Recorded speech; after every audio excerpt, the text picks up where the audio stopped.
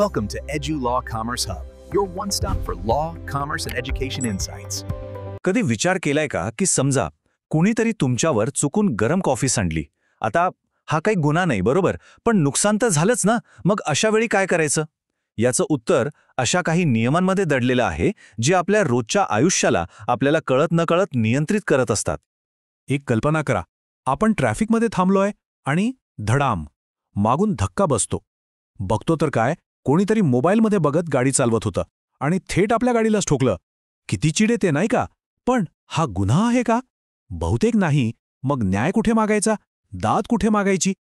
तर याचं उत्तर आहे टॉर्ट लॉ. मराठीत आपण त्याला अपकृत्याचा कायदा म्हणतो. हा कायदा म्हणजे नेमकं काय? तर ही एक अशी व्यवस्था आहे जी अशा नागरी चुकांसाठी बनवली आहे जिथे एका व्यक्तीच्या चुकीमुळे दुसऱ्याचं नुकसान होतं आणि हो, त्याची भरपाई सुद्धा मिळवता येते. सोप्या भाषेत टॉर्ट म्हणजे अशी नागरी चूक ज्यामुळे कुणाला तरी इजा होते आणि कायद्यानुसार नुकसान भरपाईची जबाबदारी येते. आता हे सगळं प्रत्यक्षात कसं काम करतं हे समजून घेण्यासाठी ना आपण एक काम करूया. आपण ॲलेक्स नावाच्या एका व्यक्तीच्या आयुष्यातला फक्त एक दिवस बघूया. ॲलेक्सचे अनुभव आपल्याला दाखवून देतील की हा कायदा आपल्या रोजच्या जगण्यात कसा लागू होतो. चला तर मग ॲलेक्सच्या दिवसाची सुरुवात होतीये त्याच्या ऑफिसला जाण्याच्या प्रवासाने आणि येथेच घडलेली एक घटना आपल्याला टॉर्ट्सच्या पहिल्या प्रकाराबद्दल शिकवणार आहे जो थेट आपल्या व्यक्तीच्या हक्कांशी संबंधित आहे. कल्पना करा, रोड रेजची एक घटना घडतीये. दुसरा ड्रायव्हर गाडीतून उतरून रागाने ॲलेक्सच्या अंगावर धावून येतोय. आता इथे कायद्याच्या दोन महत्त्वाच्या संकल्पना समोर येतात. पहिली म्हणजे हल्ल्याची धमकी, ज्याला इंग्रजीत असॉल्ट म्हणतात. म्हणजे काय? तर फक्त हल्ला होण्याची भीती वाटणं. आणि दुसरी आहे शारीरिक हल्ला म्हणजेच बॅटरी, जिथे प्रत्यक्ष नको असलेला स्पर्श किंवा मारहाण होते. म्हणजे बघा, धमकी म्हणजे फक्त भीती आणि हल्ला म्हणजे प्रत्यक्ष कृती. हा फरक लक्षात ठेवणं खूप महत्त्वाचं आहे. बरं, ॲलेक्स तिथून पुढे जातो, पण पार्किंगमध्ये एक वेगळाच प्रकार घडतो. ओके, आता ॲलेक्स पोहोचलाय ऑफिसमध्ये, पण इथे त्याच्याबद्दल एक खोटी ऑनलाईन अफवा पसरवली जाते आणि या घटनेमुळे आपली ओळख होते मानहानी म्हणजेच डिफेमेशन या टॉर्टची. आता बघा, मानहानीचे दोन मुख्य प्रकार आहेत. पहिला आहे लायबल म्हणजे लेखी किंवा स्थायी स्वरूपातील मानहानी, जसं की ॲलेक्सबद्दलची ती ऑनलाईन पोस्ट.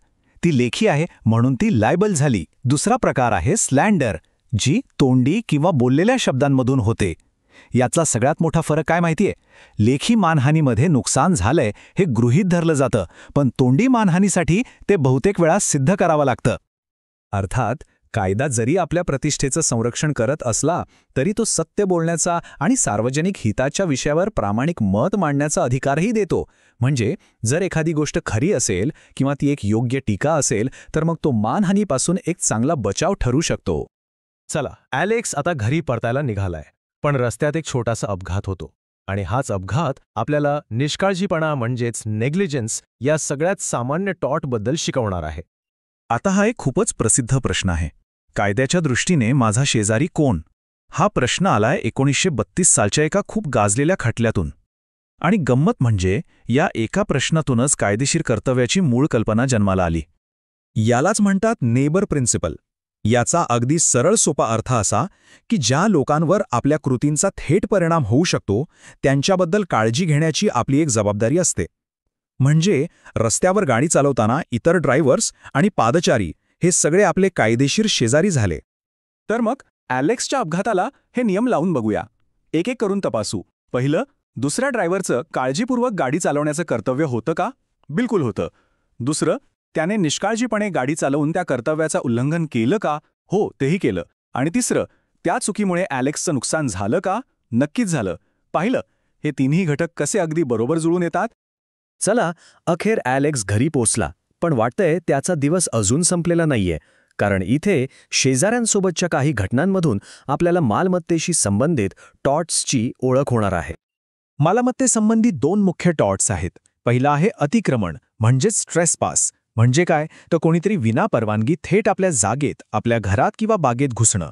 आणि दुसरा आहे उपद्रव म्हणजेच न्यूसन्स, जो आपल्या मालमत्तेचा शांतपणे आनंद घेण्याच्या हक्कात अडथळा आणतो. उदाहरणार्थ, सततचा मोठा आवाज किंवा बाजूने येणारी दुर्गंधी. या सगळ्याच्या मागे एकच महत्त्वाचं तत्त्व आहे.